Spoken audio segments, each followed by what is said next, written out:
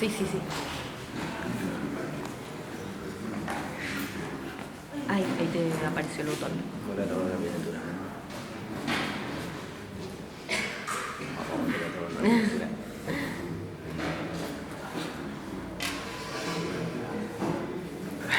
Ahí, para, que ahí te va a aparecer. Se va a poner en Sí. azul. Ahí está. Bueno. Ahora sí. Ahora sí que no la espera. Deberíamos haber hecho esto. ¿Me seguís? Sí, Hace rato haber dejado en este modo. claro. Ahora sí está bien. Ahora sí estoy. Me voy a fijar. Te voy a otra persona que chequee el audio. Ahí está. Sí.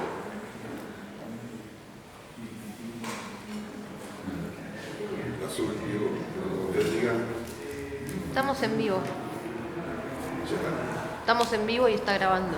Sí. ¿Está transmitiendo ya? ¿Sí?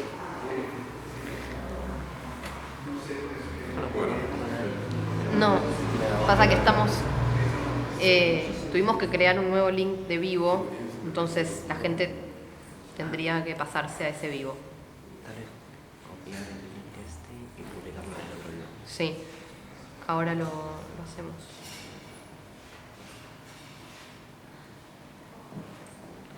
A ver, un minuto si quieren.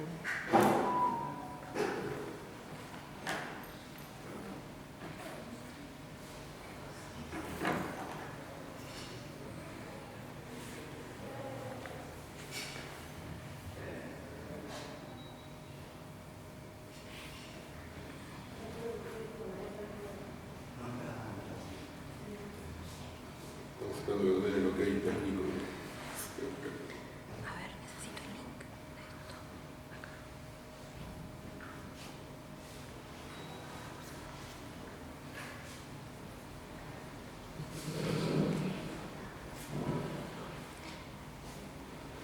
Acá. Ya estamos en vivo. La gente eventualmente se irá dando cuenta. Los compañeros que están por acá, si pueden ir posteándolos, Germán, en el Facebook. No, pero tenemos un nuevo link de vivo. Te voy a mandar al grupo el nuevo link. Porque por alguna razón no se pudo mantener ese link. ¿Cómo sabrán el link la gente que se conecta? ¿De dónde se trata? ¿Al Facebook lo subís? ¿Al Facebook de Al Facebook de Algo de Izquierda. Ahí Germán, copiate ese link cuando puedas y lo subís al Facebook. Y yo lo pongo en el Instagram. Igual los que tengan el viejo pueden acceder a hacer por medio de esto. Comenten el viejo, porque si no... Sí, ya lo comenté, ya lo comenté.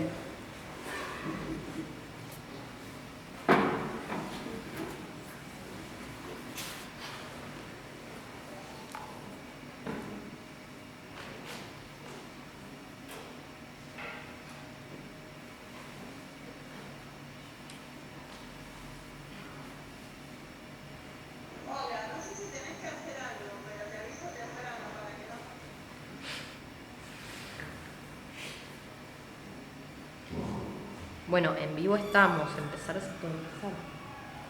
Sí. Entonces empezamos, ¿sí? En vivo estamos. ¿Está grabando todo? Sí, todo está grabando. Bueno, Ya se irán sumando. bienvenidos a todos y a todas, compañeros, compañeras, los que están presentes acá y los que nos están viendo por internet, en redes sociales, YouTube, etc. Hoy damos inicio a este ciclo de charlas que hemos denominado Marxismo y Actualidad, a cargo de Rolando Tarita. La idea es repasar algunos conceptos, algunos básicos y otros no tanto, digamos, sobre la teoría marxista, pensada, digamos, como herramientas para comprender la realidad y como herramientas para la intervención política, ¿no? Tengo algunas cosas que quería decir al comienzo, no va a ser muy extenso, unos pocos minutos. Me lo escribí porque yo estoy viejo y me olvido de las cosas que tengo que decir, entonces Habla más fuerte que sale... prefiero, digamos, ir leyéndolo y bueno, y aparte va a ser más rápido si lo leo. En primer lugar, digamos, antes de comenzar, quería hacer una mención especial a un tema de enorme actualidad. Como todos ustedes saben, los trabajadores de neumáticos se encuentran en mitad de un conflicto salarial durísimo, que se transforma en un caso testigo para el conjunto de la clase trabajadora. Las patronales del neumático cuentan con el apoyo del gobierno, de la prensa burguesa y los grandes medios de comunicación.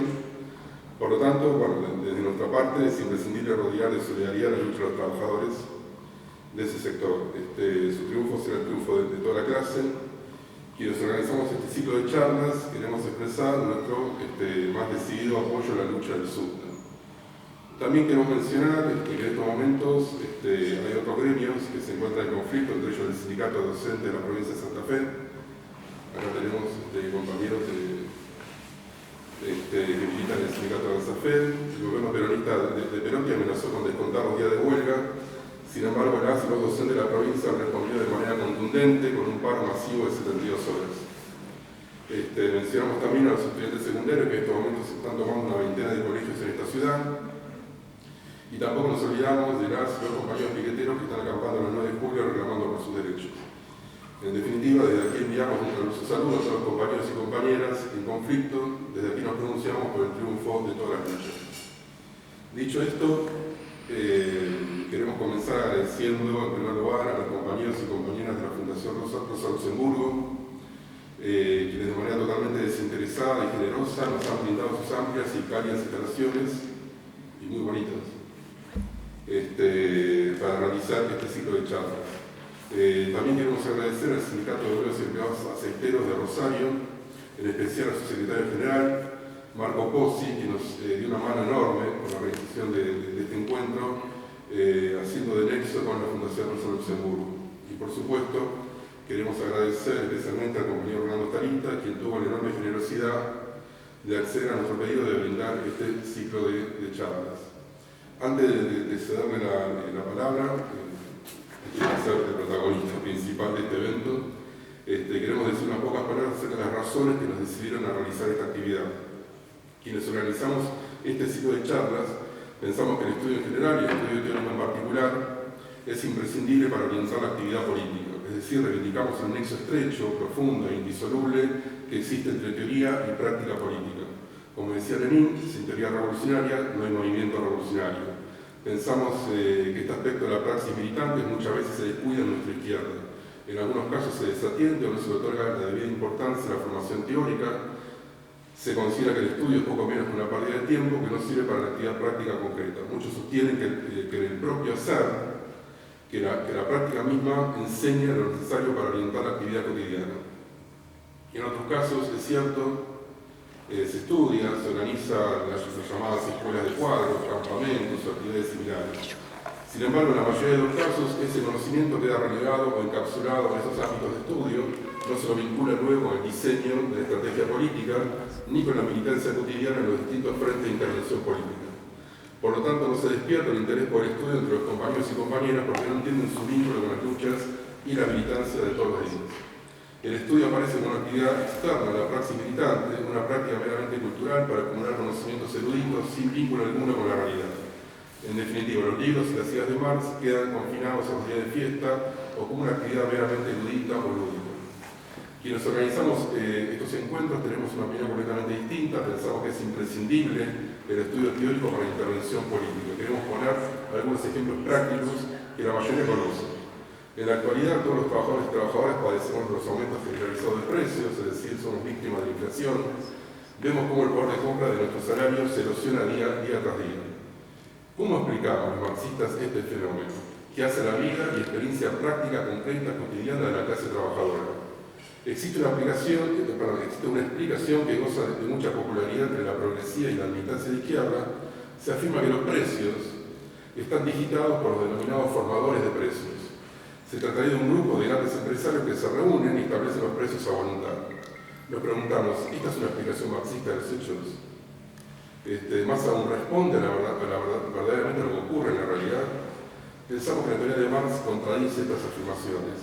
Desde nuestra perspectiva, resumimos el interrogante de la siguiente manera: formadores de precios o teoría objetiva del valor trabajo. A lo cual se podría agregar la siguiente pregunta: para detener la inflación, ¿sirven los controles de precios? En definitiva, para dar respuesta a este problema vital, básico, concreto, que hace la vida cotidiana de nuestra clase, resulta imprescindible comprender la teoría marxista del valor. No se puede hacer política práctica sin este conocimiento. Mencionemos otro de los temas centrales de discusión política actual en la Argentina. Nos referimos a la cuestión de la deuda externa y el FMI. La gran mayoría de la izquierda dice que el país se encuentra sometido a los dictados del FMI. Se afirma que este es un gobierno cipayo al servicio de los intereses extranjeros neocoloniales. Algunos hablan de que la Argentina es un país explotado por las potencias imperialistas. Nuevamente, esta explicación se corresponde con la teoría marxista del valor, más importante aún, ¿se corresponde esta explicación con la realidad? Al respecto, nosotros dejamos formuladas las siguientes preguntas. ¿El plan de ajuste que aplica el actual gobierno es una imposición del FMI o, por el contrario, es un plan económico al servicio de los intereses de la burguesía que opera en el país, respaldado y fiscalizado por el FMI? Dicho de otra manera, ¿por qué el gobierno ajusta? ¿Por orden del FMI o porque responde a los intereses del capital que opera en el país? En este sentido, ¿es correcto hablar de saqueo imperialista o corresponde hablar de trabajo potenciado y lógica del capital? Insistimos, estos temas nodales, concretos, cotidianos, que hacen a la discusión política diaria y actual son imposibles de responder de manera acertada sin la comprensión correcta de la teoría marxista del valor. No se trata de debates abstractos, sino de temas que afectan la vida cotidiana de nuestra clase. Pongamos un último ejemplo. Estamos atravesando una profunda crisis económica. Desde una perspectiva marxista, ¿cómo se superan las crisis capitalistas? ¿Es posible una salida progresista de la crisis? Dicho de otra manera, de las crisis capitalistas, ¿se sale poniendo plata en el bolsillo de la gente, como hizo campaña, digamos, el gobierno actual? Esta explicación también la sostiene gran parte de la progresía y aún de la izquierda. O en realidad, digamos, se sale de la crisis aumentando la explotación de la fuerza de trabajo. Es imprescindible que desde la izquierda brindemos una explicación de la actual crisis económica y de su posible resolución. Esta aplicación requiere de una correcta comprensión de la lógica del capital, cuyo desarrollo teórico ha sido formulado por Marx. Insistimos una vez más, la crisis económica que afecta cotidianamente la vida de millones de trabajadores y trabajadoras en todo el país requiere de una explicación formulada desde el marxismo. No se puede hacer política socialista sin una explicación marxista de la crisis y de su resolución. Para terminar, queremos mencionar algunos otros interrogantes que solo vamos a enunciar sin desarrollarlos, sin profundizar en cada uno de ellos. Queremos tirar como si quieren títulos, ¿no? Pero para que se entiendan otros problemas que para nosotros son importantes y que tienen que ver, digamos, con el estudio, digamos, y la comprensión teórica. ¿Debemos combatir el capitalismo neoliberal o el capitalismo a secas? Es decir, neoliberalismo o capitalismo. Las fuerzas productivas no se desarrollan desde hace un siglo. Respecto al debate sobre la deuda y el FMI, ¿saqueadores, burgueses o explotadores? ¿Se pueden exigir demandas transicionales al Estado burgués? ¿Es posible terminar con la desocupación repartiendo las horas de trabajo en el capitalismo? ¿Se trata solo de una cuestión de relación de fuerzas? ¿El aumento del dólar se detiene con el control obrero del mercado de cambios? ¿Se pueden detener los despidos con leyes votadas en el Congreso? No es nuestra intención pedirle a Rolando que aborde y resuelva todos estos interrogantes.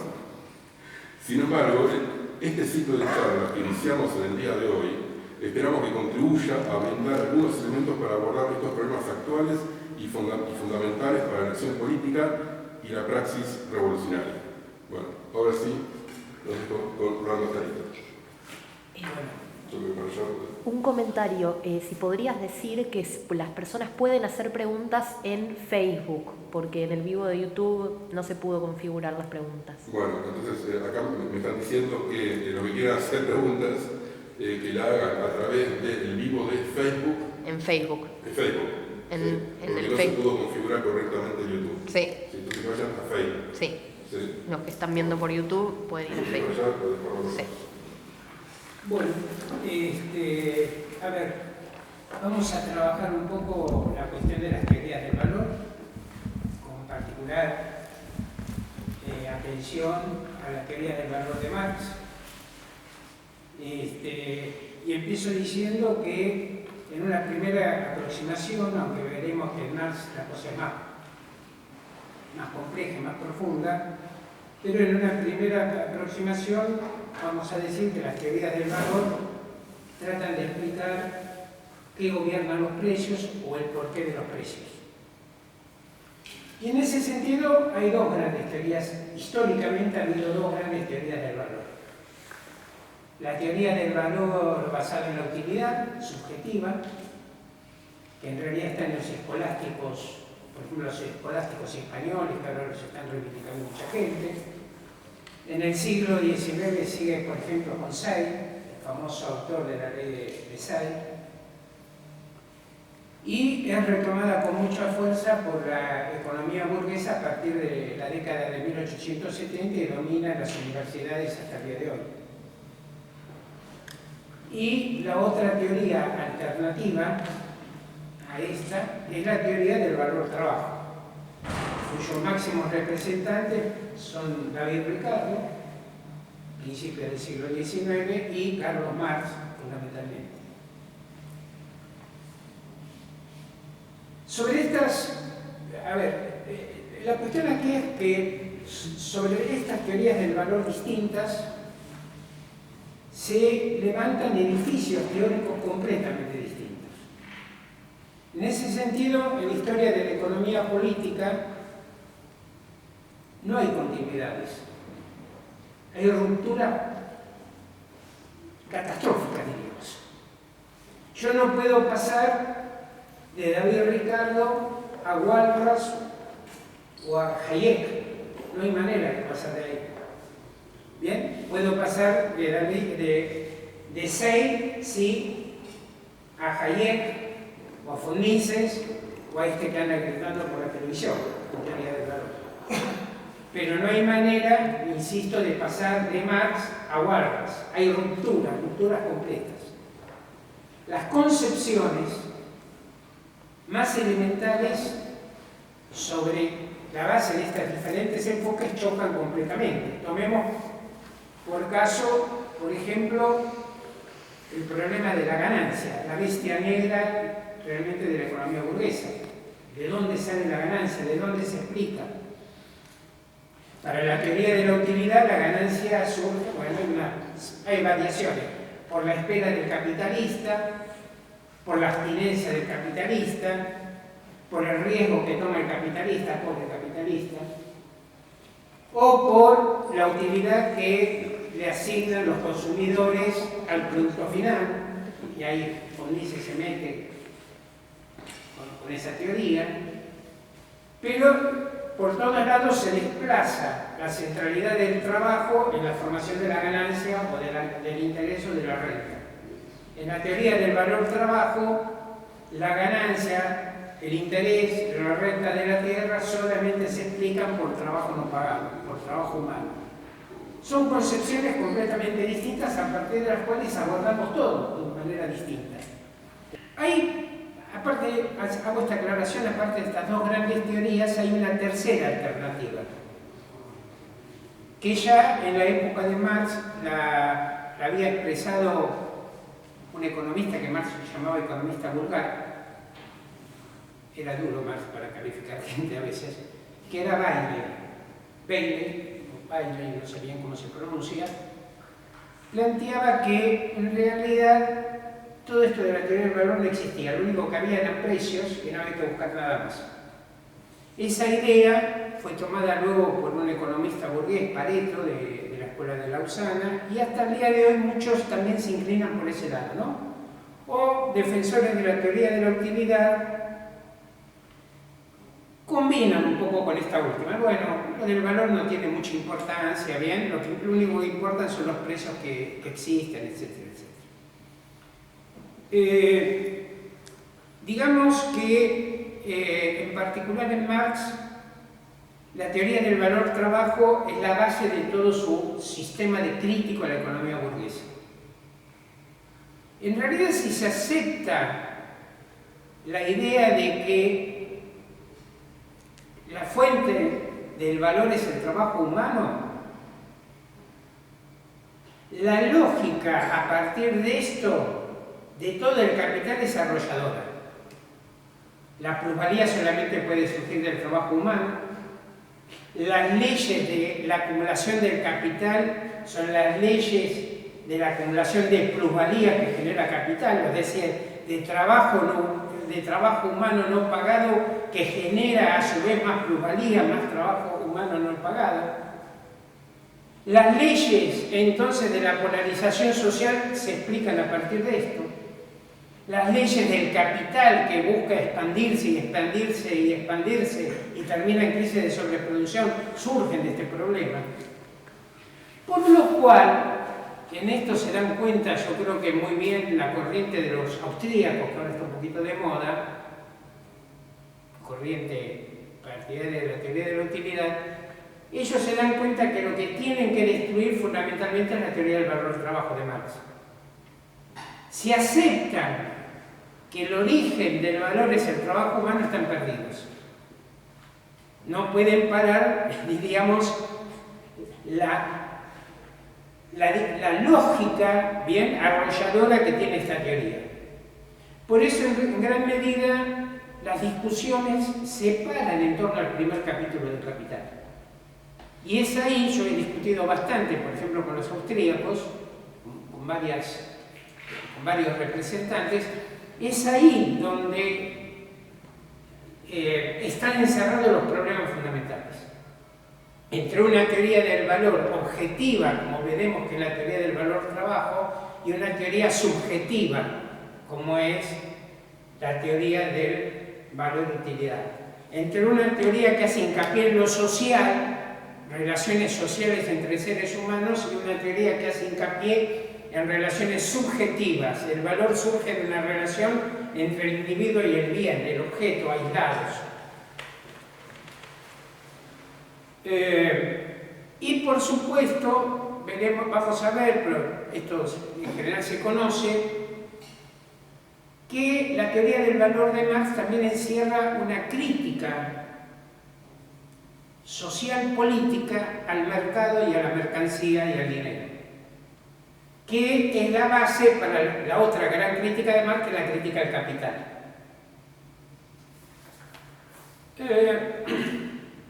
En este último aspecto, una de las cuestiones que posiblemente haya costado más trabajo en el marxismo para interpretar la teoría del valor de Marx es entender por qué la teoría del valor de Marx es crítica del mercado capitalista, es crítica de la sociedad. No es solamente una teoría de explicar por qué los precios, sino que la explicación de por qué los precios o qué gobiernan los precios encierra una crítica, insisto, a las relaciones sociales de producción que subyacen al mercado.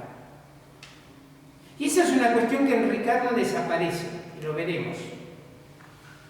Pero, a ver, sobre esto señalo que en los últimos 30 tal vez años, o 40 años, hubo un progreso, yo creo que manifiesto, en la comprensión de los marxistas de las particularidades de la teoría del valor de Marx. ¿Por qué estoy diciendo esto? Porque hubo una corriente marxista que fue muy importante, sobre todo en Inglaterra, y de la cual aprendimos mucho, sobre todo en la historia económica. Estoy hablando de la corriente encarnada fundamentalmente por Maurice Dobb, con doble B larga, al final, Maurice Dobb. Maurice Dobb trabajó en Cambridge. Él estuvo muy afín a una corriente de izquierda burguesa, diríamos, crítica de los neoclásicos. Y Dobb tenía la siguiente idea. Dobb decía, bueno, la teoría del valor de Marx es igual a la de Ricardo. Está bien, tiene un poco de dialéctica y anduvo ahí coqueteando con Hegel, un poco más rebuscado el asunto, pero básicamente dijeron lo mismo. La diferencia entre los dos, entre Ricardo y Marx, aparece en la teoría de la plusvalía. Pero la teoría del valor la podemos comprar en Ricardo o en Marx indistintamente. Y de esa manera se tapaba de alguna forma todo el sentido crítico que, lo veremos, tiene la teoría del valor de Marx con relación a Ricardo. En cuanto a cuestionar fundamentalmente las relaciones sociales subyacentes, insisto, al mercado, a los precios, al dinero. En este respecto, cuando hubo hubo una ofensiva, digamos, contra los aspectos más dialécticos de la teoría del valor de Marx, gran parte del marxismo nos encontramos bastante desarmados, hay que decirlo. Estoy hablando de los años 70, 80. Fíjense ustedes que, por ejemplo, una cosa casi parecía anecdótica, pero en la Segunda Internacional, Rosa Luxemburgo, Lenin, el ala izquierda de la Segunda Internacional, consideraban casi como con un poco de pudor esto de que Marx hubiese coqueteado tanto con Hegel. Bueno, esto de Hegel no tiene mucha importancia en Marx, dejémoslo. Esto lo vemos incluso en Lenin, por ejemplo. Lenin cambia esta posición cuando durante la Primera Guerra Mundial estudia a Hegel y dice una famosa frase: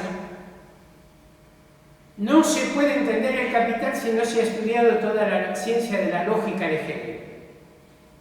Por lo tanto, nadie en la Segunda Internacional entendió el capital.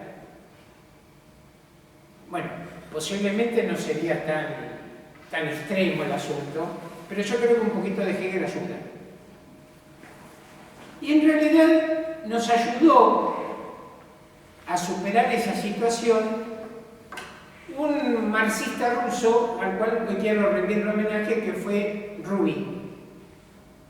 Rubin escribe en los años 20 trabajos muy importantes sobre el valor, teoría del valor de Marx, donde rescata algunos conceptos fundamentales. Yo tengo ciertas diferencias, pero el giro que hace Rubin es monumental, porque demuestra la importancia de relaciones dialécticas que vamos a ver como forma y contenido, determinación del valor, el rol de la contradicción, bueno, una serie de cuestiones que son de gran importancia.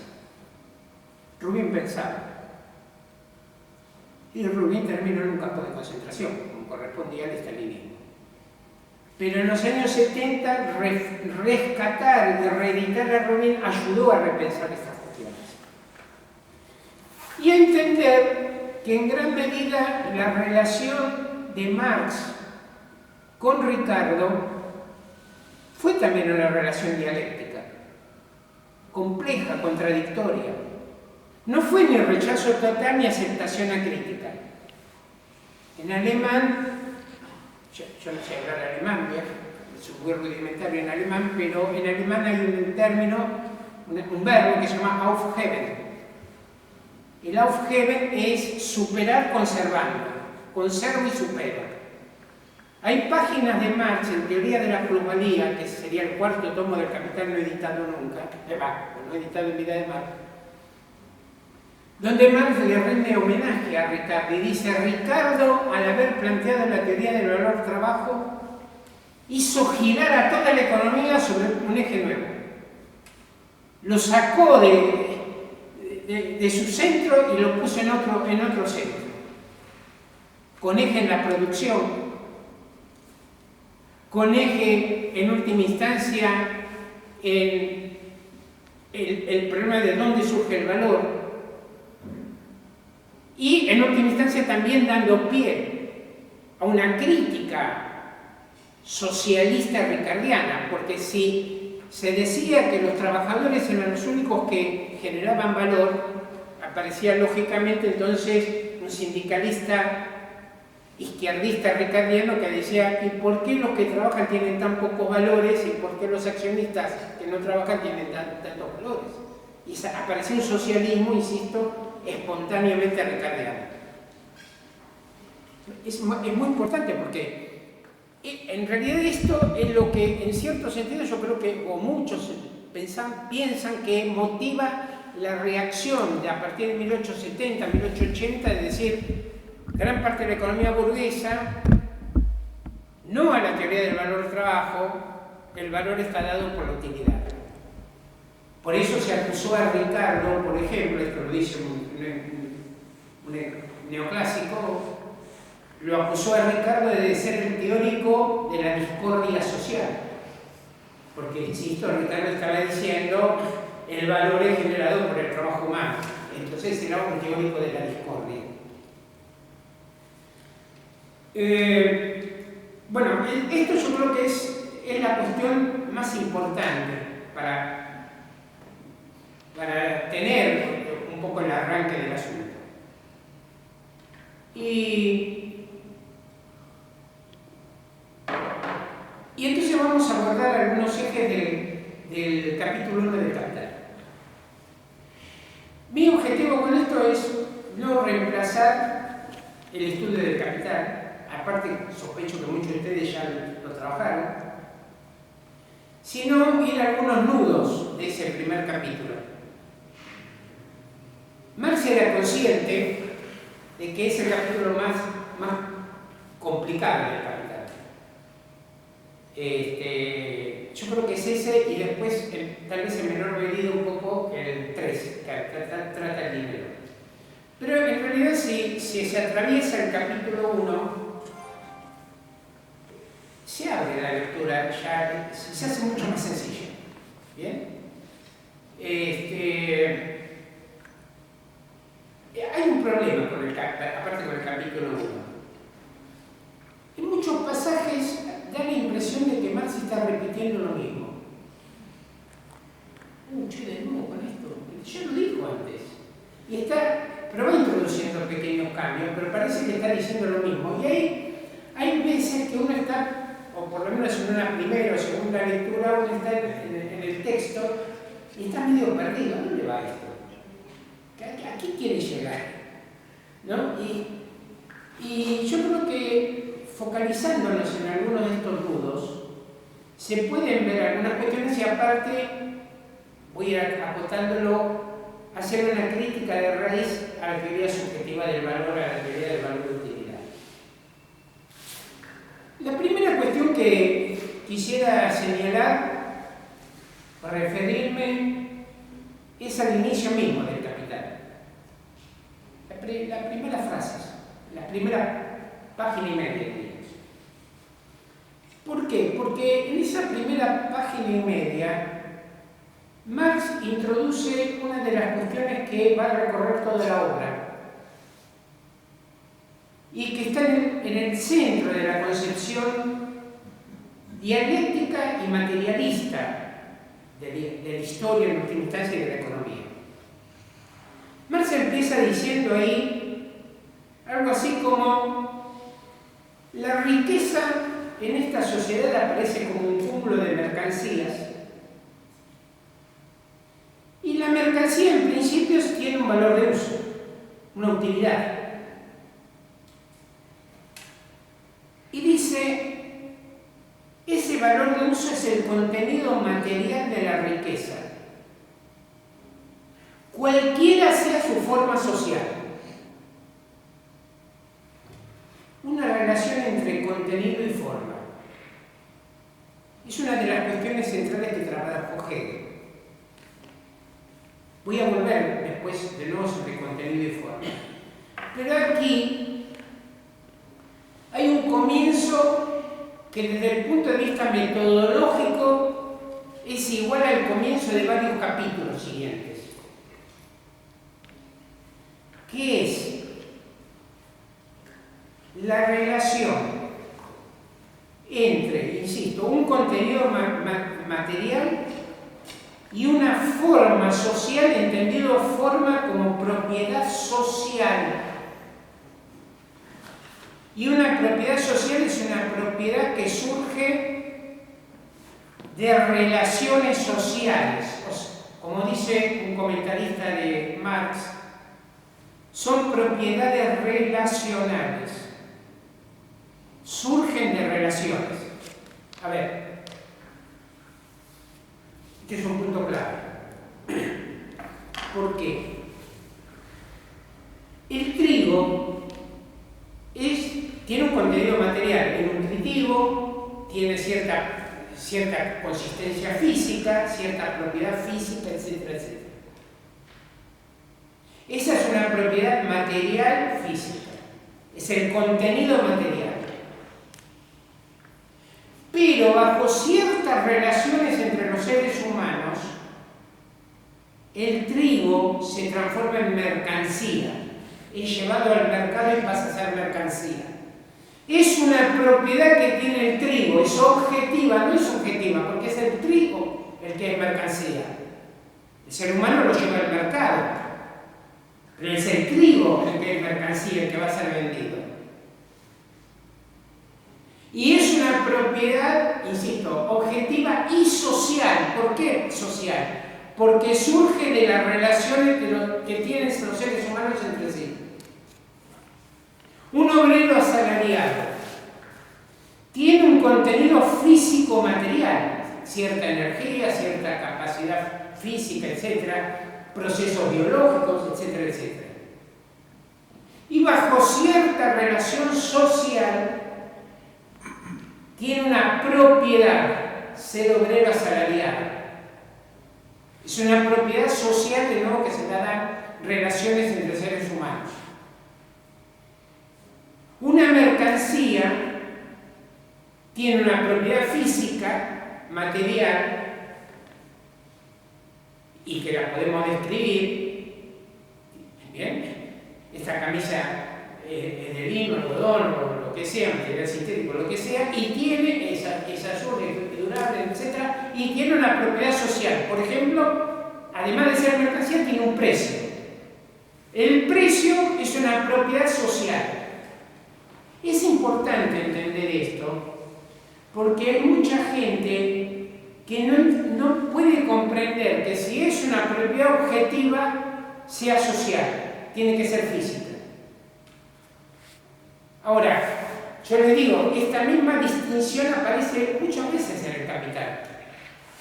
Por ejemplo, cuando Marx trata el trabajo, habla del trabajo en su contenido material. En toda sociedad los seres humanos usaron herramientas, ¿bien? Es gasto humano de energía, Y luego dice, vamos al trabajo en su forma social capitalista. ¿Bien? En otro pasaje, toda sociedad tiene que intercambiar productos entre sectores. Vamos ahora, después de ver ese contenido material, ese metabolismo social material de toda sociedad, vamos a entender ahora la forma social de la reproducción, que es capitalista, es una forma específica social, de nuevo que surge por relaciones entre los seres humanos. Entonces esta cuestión me parece importante. Por ejemplo, yo hasta hace muy poco he discutido con marxistas muy preparados, compañeros, por ejemplo, inglés, otro holandés, y que piensan que si yo hablo de una propiedad objetiva, tiene que ser una propiedad física. No entienden que la combinación entre una propiedad que es social y objetiva, me siguen, si es objetiva, no, pues esto tiene que ser físico, no puede ser de otra manera. Entonces, esta me parece una primera cuestión importante y que aparte delinea dos líneas, dos lógicas de razonamiento que se van a ir desplegando. ¿Bien? Insisto, contenido material, la forma social en que se va expresando ese contenido material y cómo van interactuando entre ambas. Marx aparte dice aquí muy claramente, una mercancía lo primero que tiene que tener es valor de uso. Si no hay valor de uso, no hay mercancía. En realidad, si alguien no genera valor de uso, no genera valor. ¿Ah? Si no, a ver, esto es muy importante, por ejemplo, para entender el trabajo de la venta de la mercancía. El cambio de forma de la mercancía a dinero no va a generar valor, solamente ese cambio no genera valor porque no le agrega nada al valor de uso. Bueno, pero, a ver, insisto, para Marx, el valor de uso es condición necesaria para que haya valores. ¿Bien? Engels lo repite, etcétera, etcétera. Si no se generan valores de uso, no hay valor. ¿Por qué insisto tanto en esto? Porque Parece increíble, pero una de las mayores críticas que hacen los austríacos a Marx, y hasta lo dicen riéndose, como diciendo, mirá que vivo que soy, mirá el argumento que tengo. Le dicen, Marx no se dio cuenta de que si no generamos valores de uso, si las cosas no tienen utilidad, no tienen valor. Es increíble, esto me parece una crítica. A ver, repito, Marx se equivocó, dicen, porque si yo fabrico una cosa X que no tiene utilidad, esa cosa X no tiene valor. Y si Marx dijo una y otra vez, la condición para que haya valor es que tenga utilidad. Si no tiene utilidad, no sirve para nada. Si yo hice un automóvil que no anda, no tiene valor, no se lo puedo vender a nadie. Listo. Perdí mi trabajo, ¿bien? Perdí mi tiempo de trabajo. Esto es sencillo. El nivel de crítica llama la atención. El nivel de crítica, ¿no? El nivel intelectual de la crítica. Pero bueno.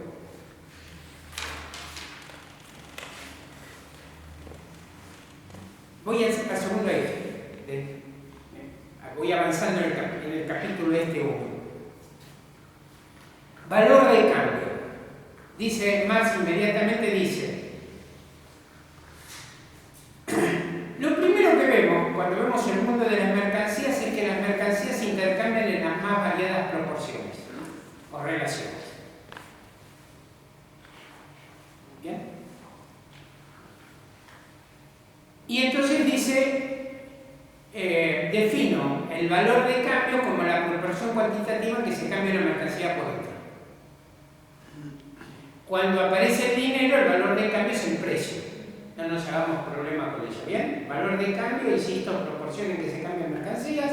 Precio es el valor de cambio expresado en una única mercancía de dinero. Sencillo. Ahora, aquí viene una cuestión muy importante que es, Marx dice que en medio de los intercambios, ya a primera vista aparece una igualdad. Si yo tengo, por ejemplo, X cantidad de tela igual a Y cantidad de harina, igual a Z cantidad de café, igual a 100 pesos, X cantidad de tela, Y cantidad de harina, Z cantidad de café, se igualan a 100 pesos. En valor de cambio son iguales. Hay igualdad en los valores de cambio.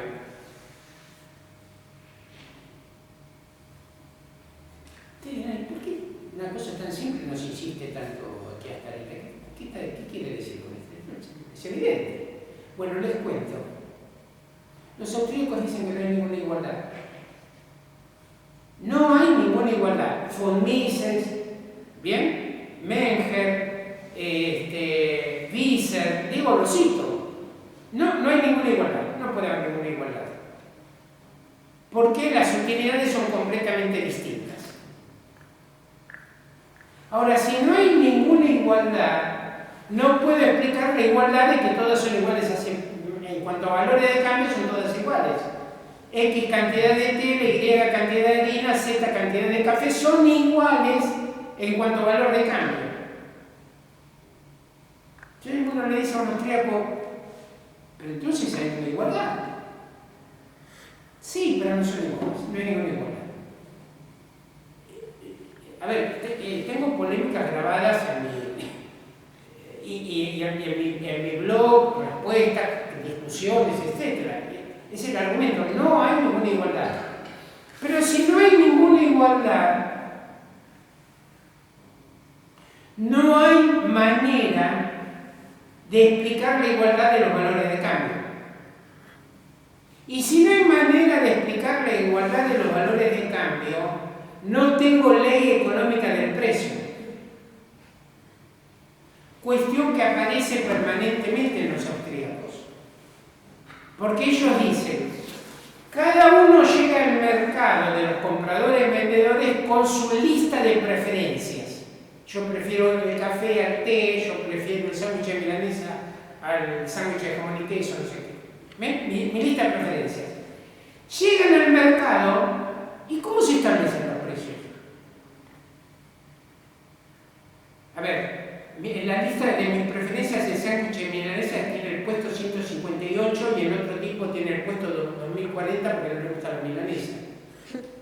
¿Qué me dice eso del precio? Nada. ¿Qué dicen entonces los neoclásicos? Perdón, los neoclásicos, los austríacos defensores de esta teoría, porque los neoclásicos en realidad ya ni se meten en esto. Toman la actitud de Weber. Bueno, ¿qué dicen los austríacos? Dicen, en el mercado el asunto se resuelve por regateo, por psicología, por quién es más vivo que el otro para influir. Y no hay teoría del regateo, no existe teoría para esto. Entonces es arbitrario, no hay ley económica. A ver, es una teoría del valor que es incapaz de generar ley económica. En Marx, como yo le decía, el planteo es, si hay igualdad, tiene que haber algo que me explique la igualdad. Y ese algo no puede ser una cualidad física de la mercancía porque es una propiedad social del precio. No puede ser física. Ahí viene otro argumento de los austríacos. ¿Por qué Marx no dijo que la igualdad era el peso de las mercancías? Uno le responde porque Marx consideraba que el valor era una propiedad social, no física. Entonces no puede ser de igualdad física. No hay manera de que sea de igualdad física. ¿Bien? Bueno, y esto lo desarrollo un poco. A ver, lo que voy a decir ahora no está en este pasaje de Marx del Capital, que está en la segunda o tercera página, sino que se entiende o tiene desarrollo más adelante, pero lo meto aquí. Hay una cuestión en todo esto que es fundamental, que es la regularidad. La regularidad. ¿Qué es esto de la regularidad? A ver, aquí tenemos, me meto un poquitito con Hegel. Ven, aquí este es uno de los puntos que Hegel nos ayuda. Hago la observación, a ver, leer a Hegel es, como alguien dijo, una crucifixión intelectual, es una cosa tan complicada, tan difícil, no lo entiende, estás perdido, no entendés, te valen los comentaristas a ver si entendés una cosita, etc. Pero cuando entendés algo, por ahí te prende la luz. Yo creo que esto lo dice Engels, ¿no? Que hay que tener una relación medio de uso con Hegel. No entendés, pero por ahí entendés algo y esto te sirve mucho. Bueno, algo de esto sucede con el pasaje que vamos a hacer ahora. A ver, Hegel, en la ciencia de la lógica, la primera parte le llama la doctrina del ser, que sería la doctrina de, digamos, más de superficie, lo que vemos en superficie. Vemos la cantidad, la cualidad, la cantidad, y después Hegel tiene un capítulo que se dedica a la medida, muy largo, la medida. Y la medida va a dar lugar al pase a la esencia. La medida, insisto, nos mete en la esencia. ¿Qué es esto?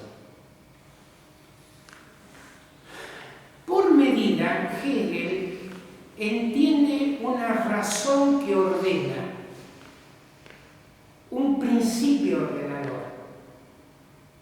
A ver, pongo un ejemplo que lo hice en algún libro. Si yo digo 500 bicicletas de cierto tipo se intercambian por un automóvil de determinado tipo, 500 a 1. Uno puede decir, a a veces 510, a veces 495, ¿bien? Tenemos una oscilación, pero oscila en torno a un centro, a un promedio. Si un coche se cambia por una bicicleta, ¿qué decimos? Es un intercambio irracional, fuera de razón, fuera de lógica. Con eso estamos aludiendo que en ese 500:1 que estábamos tratando hay un cierto principio ordenador, una lógica interna. No es arbitrario. Si no es arbitrario, hay ley. Y la ley es interna, por eso en Hegel va la esencia, que está ordenando desde adentro. Uno puede decir, haciendo un pequeño esquema, uno pone aquí mercancía, ¿bien? La mercancía, hemos dicho que la mercancía tiene un valor de uso, el valor de uso tiene que ver con la riqueza material, ¿bien? Aquí vamos a meter después productividad, etcétera, etcétera, ¿bien? Y por otro lado, la mercancía tiene valor de cambio.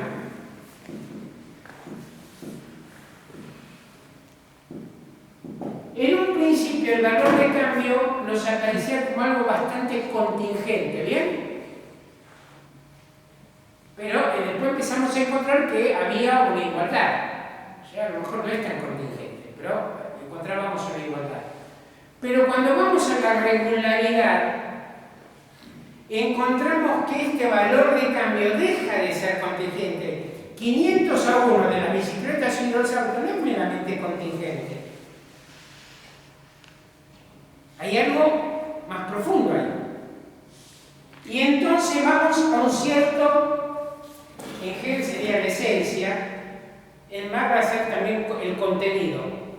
¿Bien? Y Marx va a decir, lo que está ordenando ahí abajo le llamo valor. ¿Qué es valor? Lo sacamos por abstracción.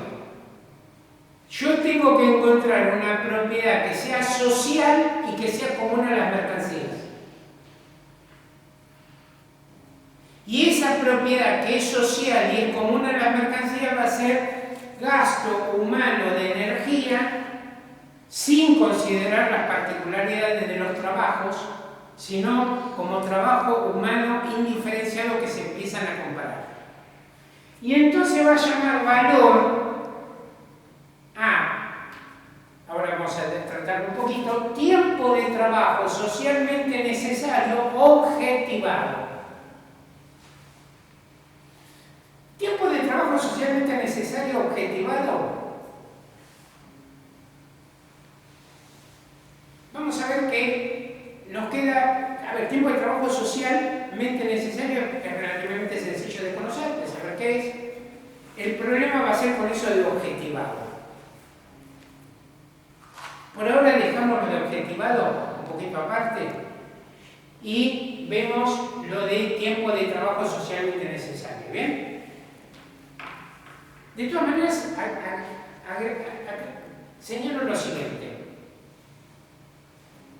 Aquí la operación que hicimos es ir de la manera en que nos aparecía el valor de cambio, el valor de las mercancías, a un contenido interno. Hasta cierto punto esto lo hizo Ricardo. Ricardo, no con todas las sutilezas, etc. Pero Ricardo hasta cierto punto llegó a esto. Nunca lo planteó que era objetivado el tiempo de trabajo, pero llegó que aquí el contenido era el trabajo humano.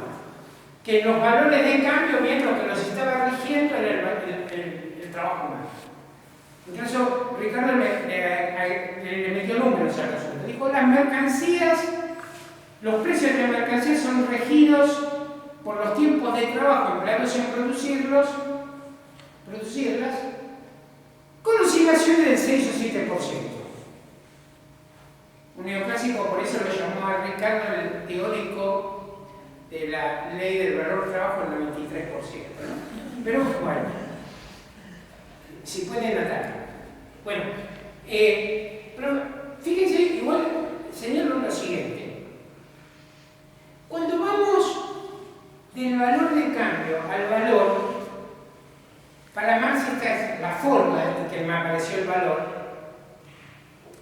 intuitivamente vemos que es una forma de aparición. Tenemos la impresión de que la forma no es nada, che.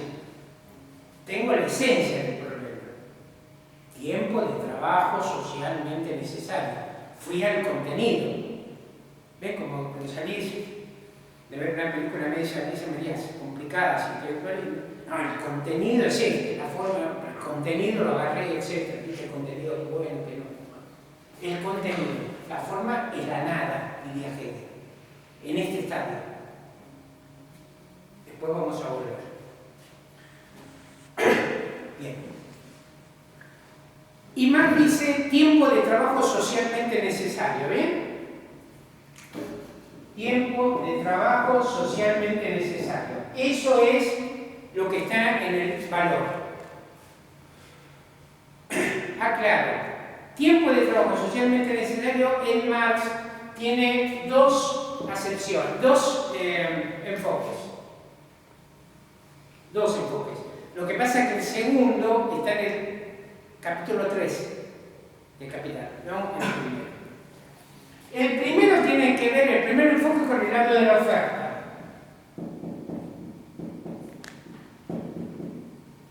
¿Por qué?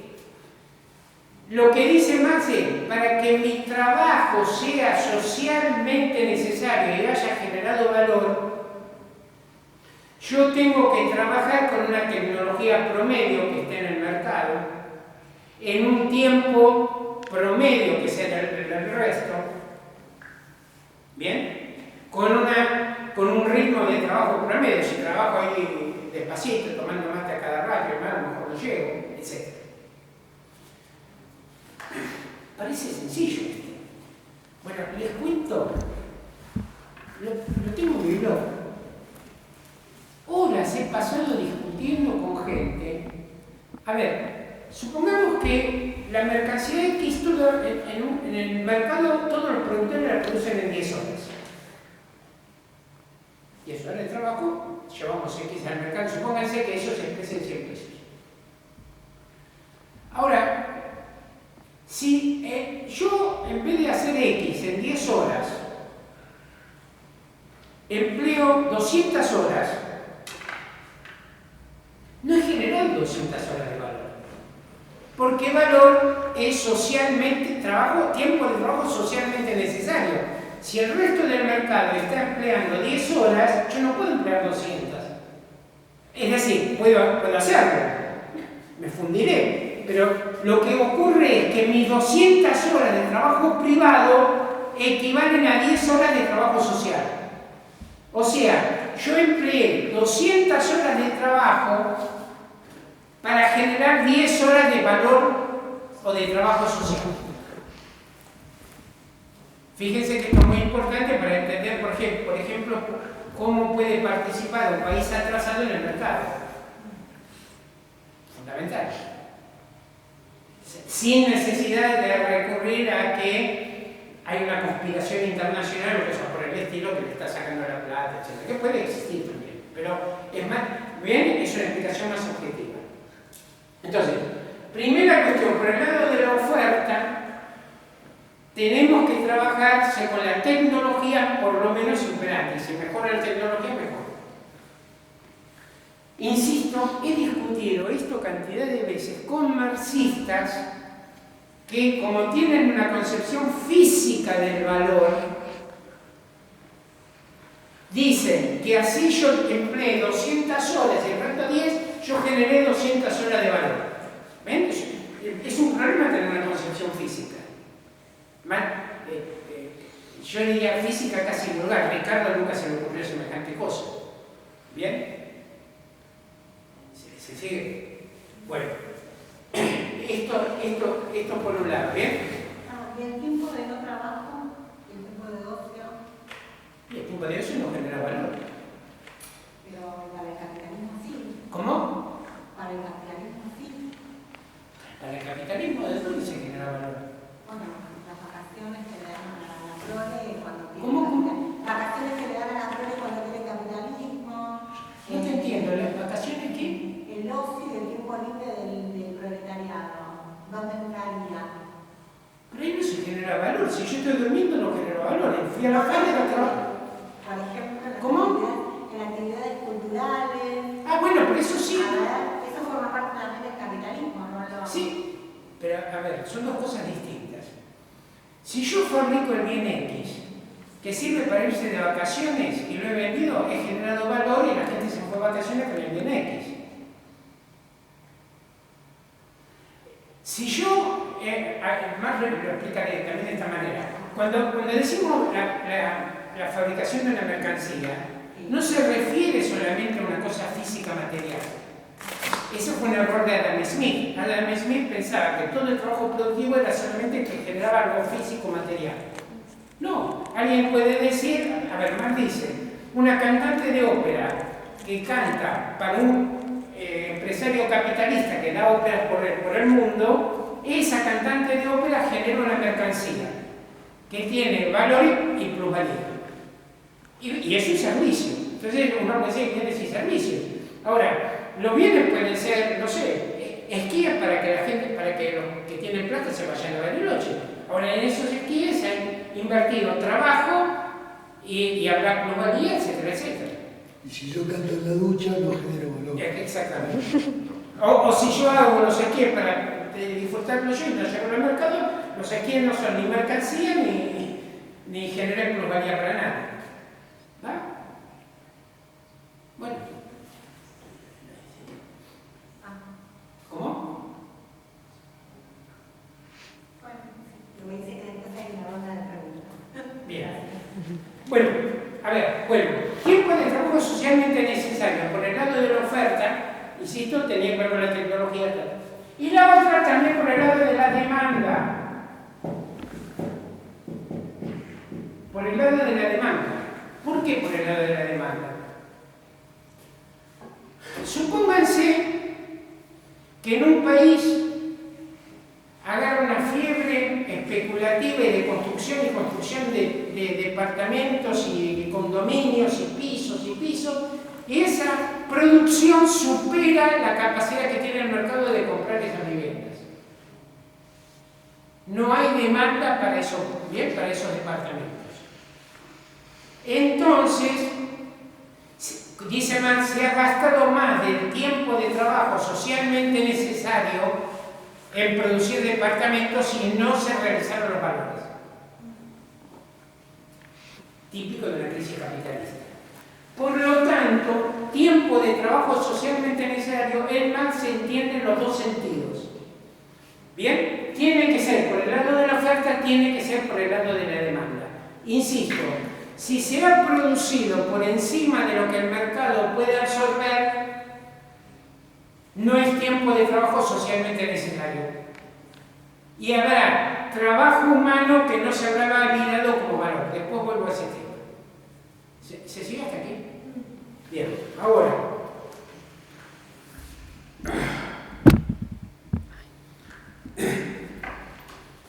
Esta cuestión de la regulación a través de los tiempos de trabajo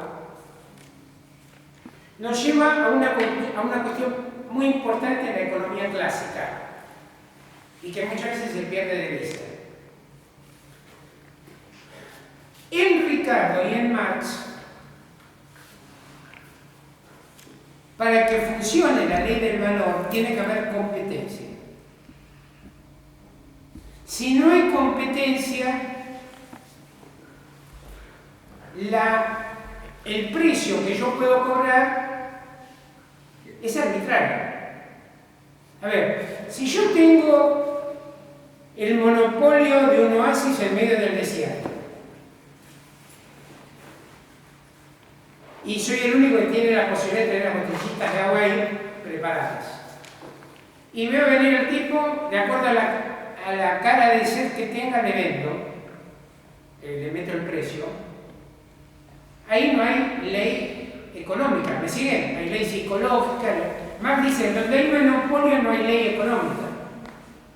Juega el capricho, juega cualquier otra cosa. Ahora, si al lado mío se metieron otros tipos a ofrecer botellitas de agua, habrá una guerra de precios hasta que se establezca una relación de intercambio gobernada por ley. Si supongamos que la mercancía X se produce en 10 horas y la mercancía Y se produce en 5 horas, y si la relación de intercambio es 1 a 1, en el mercado, tipos que están produciendo X dejarán de producir X y pasarán a producir Y. Hasta que se establezca la relación de 2 a 1 de intercambio. 2Y por una X. Increíble. En discusiones con los austríacos tuve que explicarles que para Marx la oferta y la demanda actúan en el mercado a través de la competencia, lo cual no significa que el precio esté determinado por oferta y demanda, son dos cosas distintas, ¿bien?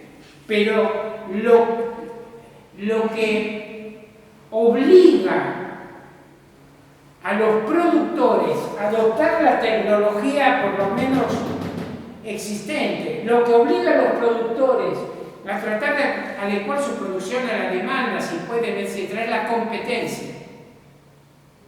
Por eso hay una idea importante aquí. La competencia, dice Marx, actúa como un látigo, impone la ley del valor como algo objetivo que no lo manejan los seres humanos a voluntad. Estamos en el opuesto al hombre completamente libre de Hayek, etcétera, etcétera. A ver, si alguien, vamos a suponer, cambia la tecnología, como hizo Henry Ford cuando metió la línea de montaje en la Ford, el resto de los productores de autos se vieron obligados a adoptar la tecnología de Ford, no tenían otra. Pero eso, ¿cómo actúa? Por competencia en el mercado. Por eso Marx dice, la ley del valor trabajo se impone de la misma manera que se impone la ley de gravedad cuando a uno se le cae la casa encima. Lo único que hay que entender es que la ley del valor no es una ley natural, sino social. El derrumbe de los precios de los departamentos que se construyeron en exceso, ¿bien?, es un derrumbe que se le impuso a los seres humanos por fuera de lo que podían manejar o de su voluntad. Si yo voy a una teoría de precios por día en monopolio, tengo otro enfoque completamente distinto. Tengo una teoría subjetiva, ¿bien?, juega el capricho o lo que sea, otros factores, habrá que ver cuáles. Pero de hecho es interesante, ni la economía burguesa ni la economía marxista han logrado jamás generar una teoría del valor de monopolio, del valor de ramas monopolizadas. Es interesante. Lo vamos a tratar en otra charla, pero adelanto que Paul Baran y Paul Suisse, que lo trataron de hacer, confesaron que no lo habían podido lograr. Bien.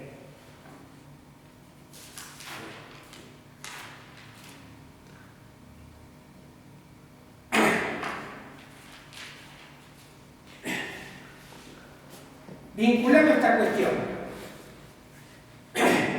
el trabajo, así como la mercancía tiene valor de uso y valor, el trabajo tiene dos aspectos. En cuanto a generador de valores de uso, los trabajos son concretos. Trabajo concreto, es decir. Concreto, a ver, aquí hay un problema. Cuando uno dice en un curso, etcétera, concreto, la gente piensa concreto es algo que puedo tocar. Es concreto. No. En Hegel y en Marx, concreto es unidad de lo múltiple. Para hacer un valor de uso determinado, el tapicero necesita la reunión de cierta habilidad especial, ciertas herramientas especiales, cierta materia prima especial, para hacer el valor de uso. Para hacer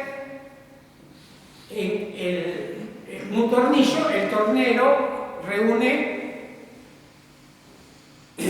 particularidades también específicas, cierta habilidad, cierta herramienta, cierta material, etc. Entonces, en cuanto a trabajo concreto, los trabajos se diferencian, son todos distintos porque los valores de uso son distintos.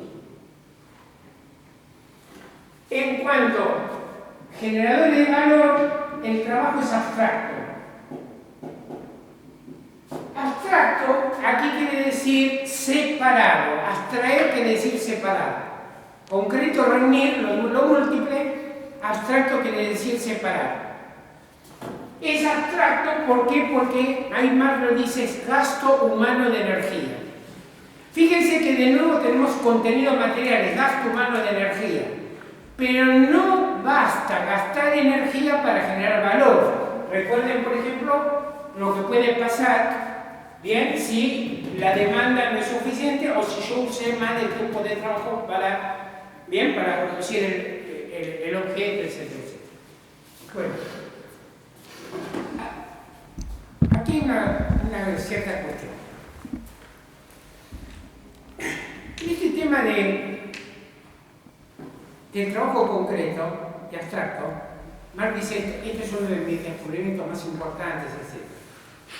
Y en general cuesta ver un poco, ¿por qué es tan importante? Bueno, yo voy a señalar dos cuestiones. Una primera es que le permite a Marx superar un problema en el que caía la economía clásica y sobre todo ahora, peor todavía, la economía neoclásica. ¿Qué es el tema siguiente? A ver, supongamos que se está produciendo X en 10 horas. Y por un cambio de tecnología, de productividad, la producción de X pasa a ser en 5 horas. O sea, en 10 horas 2X. En cuanto a generación de valor de uso, el trabajo concreto se modificó y generó más valor de uso en la misma unidad de tiempo, 2X en lugar de 1. En cuanto a trabajo abstracto, en las 10 horas se generó el mismo valor, de manera que X se tiene que abaratar. Este movimiento contradictorio de más riqueza material, porque hay más valores de uso, y el mismo valor, en este caso con disminución del valor individual, se entiende por esta contradicción entre el trabajo concreto y trabajo abstracto. Fíjense ustedes que, por ejemplo, la economía neoclásica, cuando habla de las funciones de producción, para los que estudian economía, tranquilamente dice que el aumento de la productividad genera más valor. ¿No es por qué? Puede aumentar la productividad sin que se genere más valor. Segundo aspecto que quiero señalarlo solamente al pasar,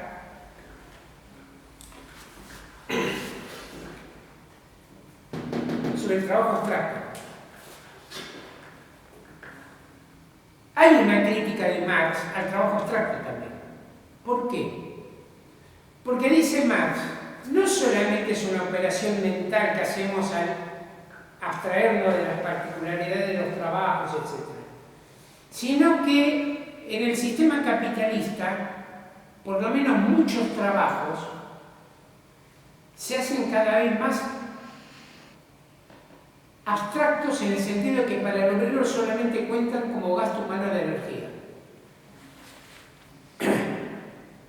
Los trabajos se simplifican, los trabajos se hacen cada vez más trabajo simple. No me voy a referir hoy a la diferencia de simple y complejo, pero se hacen trabajos cada vez más simples y se genera una indiferencia del obrero con relación al trabajo en que está. Soy repartidor, trabajo lavando copas, todo es gasto humano de energía sin identificación del trabajo como un lugar, como una acción de realización del ser humano. Solamente se lo vive como gasto humano de energía, como en última instancia esto conecta con la idea de trabajo alienado. Bien, yo trabajo solamente en tanto gasto humano de energía. Bien, es para desarrollar más esta cuestión y voy cerrando un poco. A ver, Vamos ahora a lo que yo creo que es el punto más difícil o más complicado del capítulo 1. Llegamos aquí. Yo le decía bien, de la manera de aparecer fuimos al contenido. Hasta ahí, como yo le decía, lo quiso Ricardo en la medida. Bien. Lo que va a hacer Marx es hacer la operación opuesta ahora, que es ir del valor, el contenido, a la forma en que aparece. Preguntándose por qué es que los tiempos de trabajo se tienen que comparar de esta manera, a través de los valores de cambio. Esto es de nuevo Hegel. ¿Por qué? Hegel lo que va a decir es,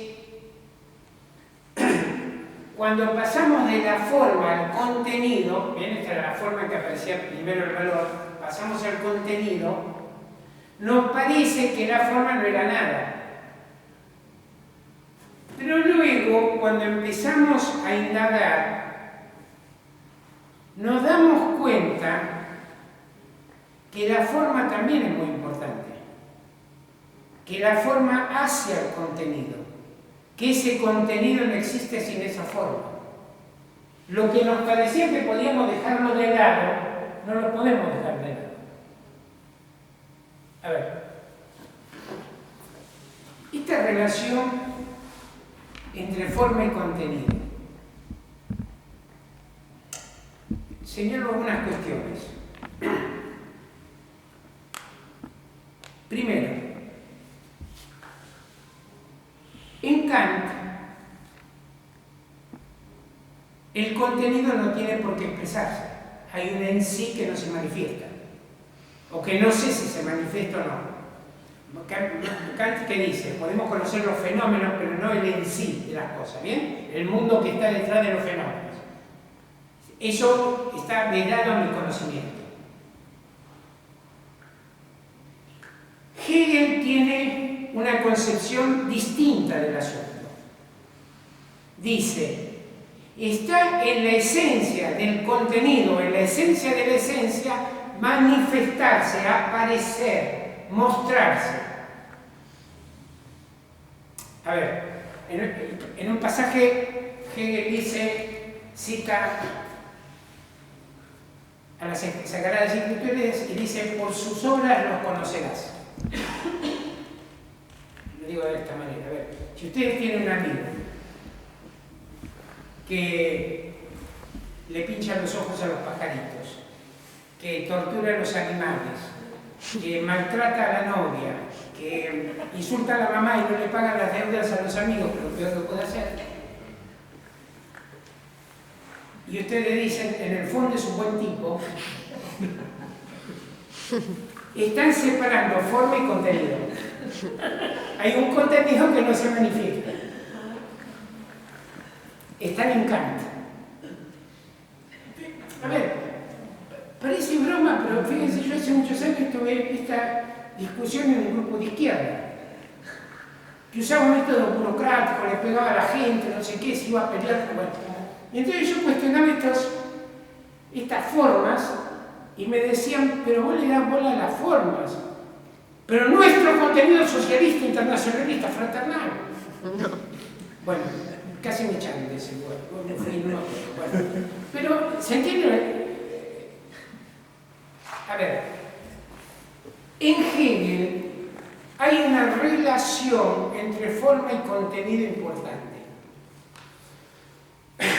Hegel dice, hay formas que son inesenciales. Por ejemplo, supónganse un libro, si es de tapas duras o blandas, etc. Pero hay formas que son esenciales y que hacen al contenido. Yo a veces he puesto un ejemplo. Uno ve la estatua de la Piedad de Miguel Ángel. El contenido es un sentimiento humano, la piedad. Pero ese contenido existe a través de esa forma. porque prueben ustedes a hacer algo parecido. No quiero menos valorar, pero me da la impresión que no saldría igual. Porque me siguen, no es porque no tengan ese sentimiento, ni puedan interpretar ese sentimiento, pero hay que alcanzar la forma que le dio Miguel Ángel. O sea, el contenido existe por la forma, y entonces la forma que nos parecía inesencial, ahora encontramos que hay formas esenciales para que exista ese contenido. Marx lo que va a mostrar, y esto nunca lo había hecho Ricardo, es que para que exista el tiempo de trabajo objetivado, socialmente necesario objetivado, tiene que estar el valor de cambio, tiene que estar esta forma del valor. Por eso Marx va a hacer la operación opuesta. Y esa operación opuesta arranca con una pregunta. Una pregunta que dice Marx: nunca se hizo la economía política. La pregunta es: ¿por qué los tiempos de trabajo se tienen que comparar a través de los precios, de cosas que valen, o comparándose con dinero? ¿Cuál es la razón? Y aquí entra la concepción social de Marx. A ver, ¿qué es lo que pasa aquí? Marx dice en una carta, dice: siempre los seres humanos tuvieron que comparar sus tiempos de trabajo. No hay otra. ¿Por qué? Porque trabajaron en sociedad. Posiblemente, yo creo que hay dos afirmaciones, supuestos que da Marx, que nunca demuestra. El primero es que los seres humanos siempre tendieron a desarrollar las fuerzas productivas. Hoy, o desde hace años, algunos antropólogos cuestionan un poco esto, pero es lo que pensaba Marx. Y la otra es, el supuesto de Marx, que lo da por demostrado, es decir, que es como autoevidente, es que siempre el trabajo fue social. Siempre el trabajo fue social. Los seres humanos trabajaban en sociedad. O sea, la humanidad no progresó por el egoísmo, como piensan algunos, sino por la cooperación. Antropológicamente, etcétera, siempre por la cooperación. Entonces, siempre hubo que comparar los tiempos de trabajo. Ahora, en una sociedad, supongamos, comunista primitiva, o en un clan primitivo, los trabajos se presuponían sociales. Nosotros a él lo mandamos a cazar, y si no logra cazar, va a comer igual con lo que tengamos entre todos, porque su trabajo lo suponemos ab initio social, parte del trabajo social. No tiene que legitimarse él diciendo yo trabajé socialmente, porque se supone en la comunidad que es trabajo social. Y siempre hubo que comparar esos trabajos sociales. En las sociedades productores de mercancías, todavía no apareció el capital en este nivel del análisis, tenemos productores privados, dueños de sus medios de producción. Hay muchos de estos que van a decir: yo completamente independiente, tengo mi taller, me autogobierno, no dependo de nadie. ¿Bien? Ahora el tipo está pendiente de la competencia, de los impuestos. ¿Bien? ¿Qué es la contradicción que tiene? Es un productor privado, trabajo privado, pero ese trabajo siempre en el fondo tiene que ser social. Entonces, en esta sociedad de productores de mercancías, el gran problema es que los trabajos se hacen en forma privada, pero tienen que ser sociales. Entonces, los trabajos privados se tienen que validar como trabajos sociales. Y aquí está entonces un pasaje de Marx que yo creo que es vital. Está en el tercer, el primer capítulo tiene 4 apartados fundamentales. Bien, el tercer apartado es sobre la forma del valor. En ese apartado sobre la forma del valor, Marx señala lo siguiente. Dice: hemos descubierto, hemos visto que el valor es tiempo de trabajo socialmente necesario, etcétera, etcétera. Bien. Pero con esto todavía no explicamos cómo este tiempo de trabajo socialmente necesario aparece bajo la forma objetiva de valor. ¿Cómo es que cómo genera eso? ¿Cómo pasamos de ese tiempo de trabajo a esto que dice esta mesa vale tanto? ¿Cómo hacemos eso? ¿Cómo ocurre en la sociedad eso? Y Marx dice, a ver, el trabajo en estado líquido, es decir, el acto de trabajar, todavía no es valor. No es valor. El valor es trabajo objetivado. Fíjense que con esto ya está el punto de arranque para la teoría de la plusvalía y la crítica a Ricardo, adelantando un poquito. Entonces Marx dice, a ver, la mercancía tiene que cumplir 2 requisitos. Primero, el valor es objetivo, es de ella. Entonces es una cuestión de cosas. ¿Bien? Y segundo, el valor tiene que ser una relación social. Insisto, es objetivo el valor y es relación social. Por ser objetivo es de la cosa y por ser relación social tiene que manifestarse como una relación entre cosas. Y dice Marx, el problema lo tenemos resuelto. ¿Por qué? Porque al ir al mercado, al venderse la mercancía, el trabajo privado se valida como trabajo social, fue aprobado como trabajo social. Tiene que realizarse. Se realiza.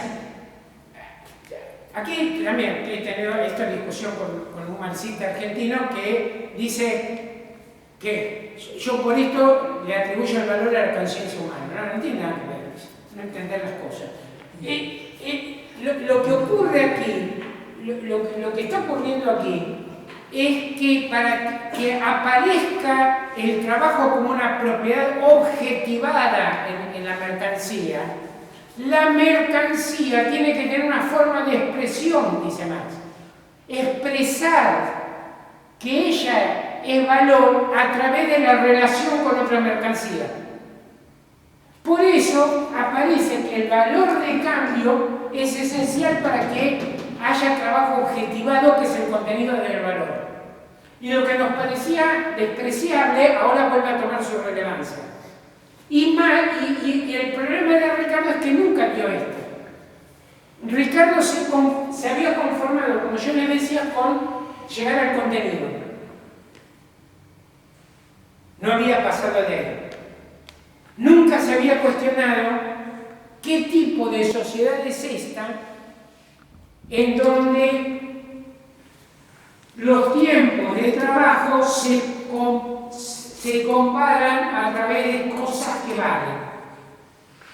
En última instancia, lo que está diciendo Marx, por eso es una crítica social, es que la relación entre los seres humanos está mediada por cosas o cosificada. Son las cosas las que hablan en su lugar. Y esto aparece como un movimiento objetivo. Los seres humanos generan un mundo que no dominan. Se disparó el dólar, se hundió el petróleo, tengo dinero trabajando. Fíjense, son todas formas fetichizadas de entender las relaciones que se están dando. Por eso también Marx dice, las cosas parecen tomar vida vida propia y los dominan a los seres humanos. Y los seres humanos valen de tantas cosas. Soy propietario, tengo estatus, etcétera, etcétera. Bien, entonces, por este lado, la teoría de Marx es una crítica social. Fíjense que cuando Marx está diciendo es un mundo que generaron los seres humanos y los seres humanos no controlan, es la razón última por la cual, por ejemplo, es utópico pensar que el Estado capitalista va a decidir cuáles son los precios y las relaciones de intercambio. Es como pensar que el Estado capitalista con sus funcionarios puede entender y dominar esta lógica social que se impone objetivamente a través de los movimientos de los precios y de las crisis. No sé si se ve en ese sentido, no es casual que Marx dice, Ricardo nunca se preguntó por la forma del valor, nunca entró en ese funcionamiento. Para Marx, la venta, dice Marx, es el salto mortal de la mercancía. ¿Por qué el salto mortal? Porque es el momento de la verdad, de ver si el trabajo privado se sanciona como social. ¿Bien? Por eso dice el salto mortal. Fíjense, nosotros vamos a vender y vamos con duda si vamos a poder vender o no vender. Para Ricardo la venta nunca es problema. La venta está dada, bien, a vinito. Bueno, ahora,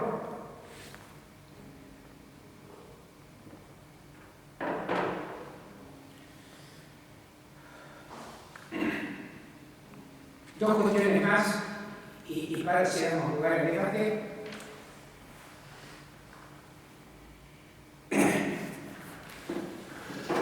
En lo que he dicho, lo que he planteado, está también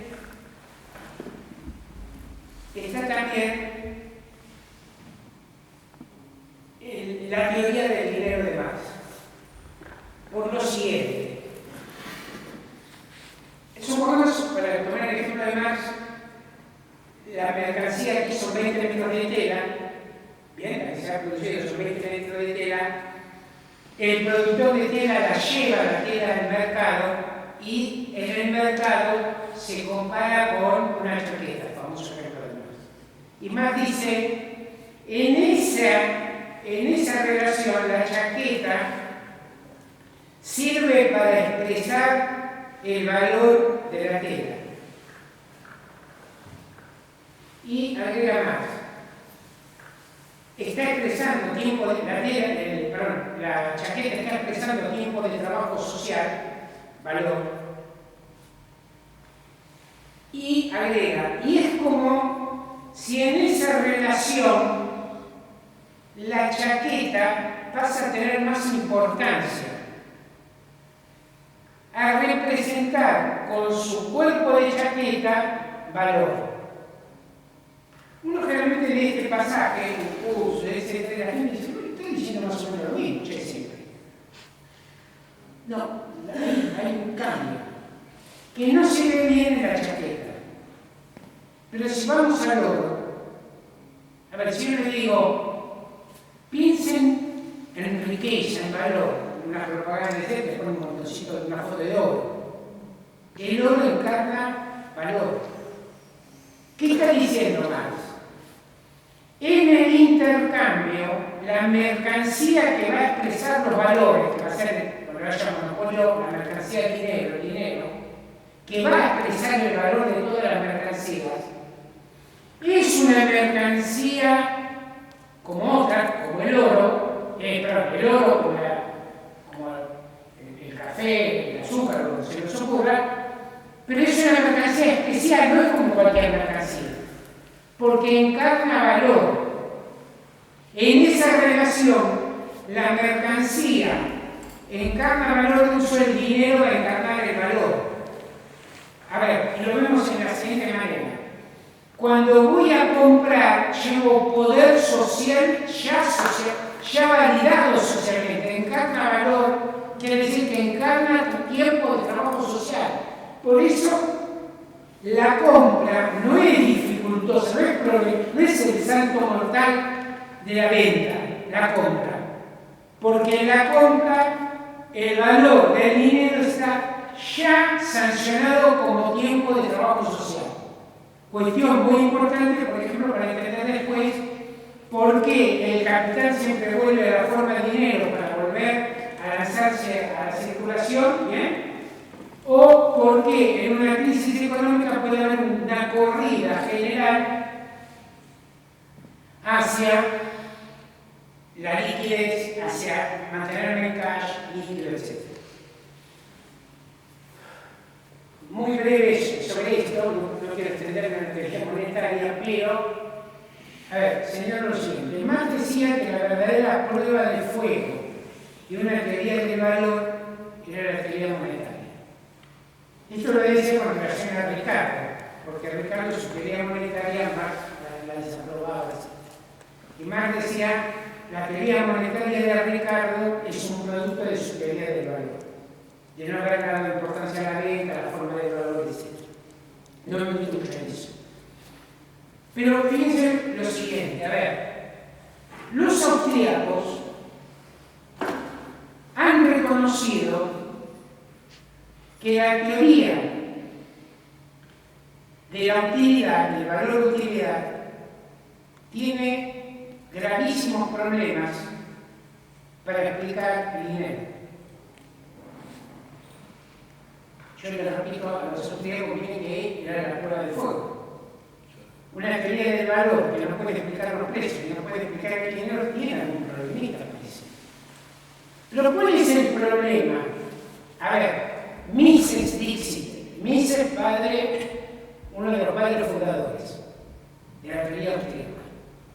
Claro, los neoclásicos casi no se meten. O arreglan el problema diciendo, famosa definición de uno de ellos, Hicks, premio Nobel. O le dice, ¿qué es dinero?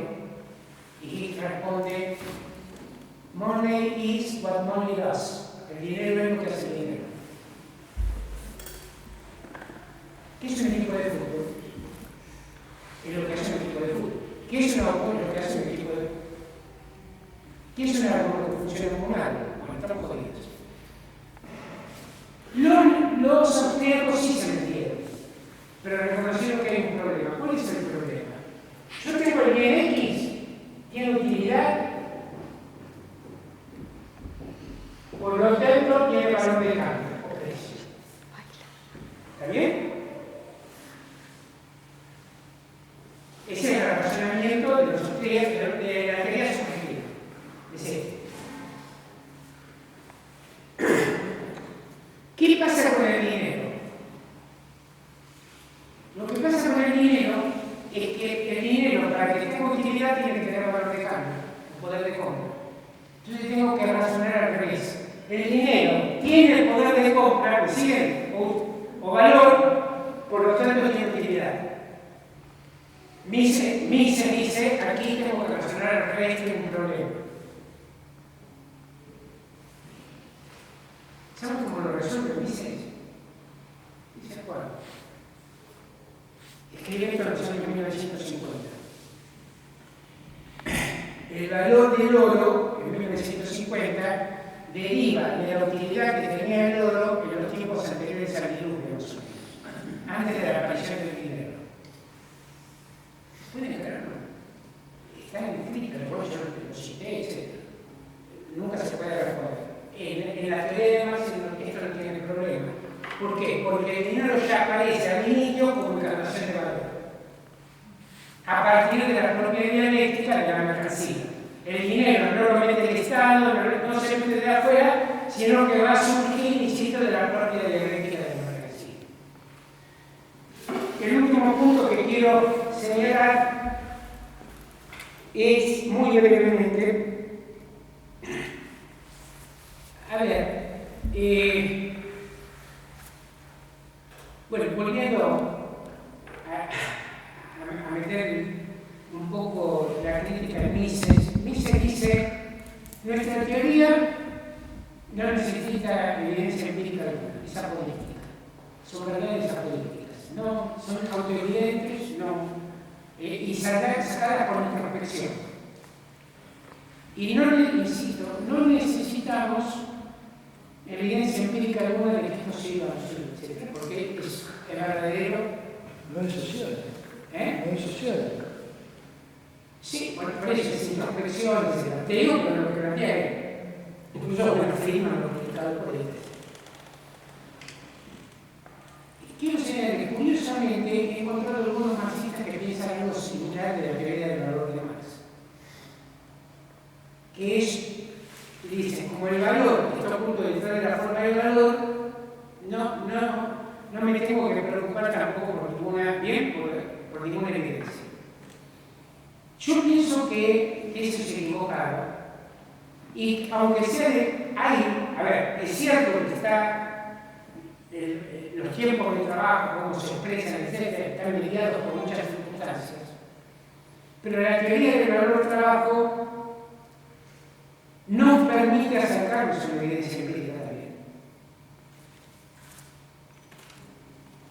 Que es, cuando analizamos, yo esto lo he citado en algunas, cuando analizamos la evolución de los precios relativos, por ejemplo, para Estados Unidos, resulta que los que más han bajado son aquellos que pertenecen a lo largo de una década, y media, a las industrias de mayor productividad.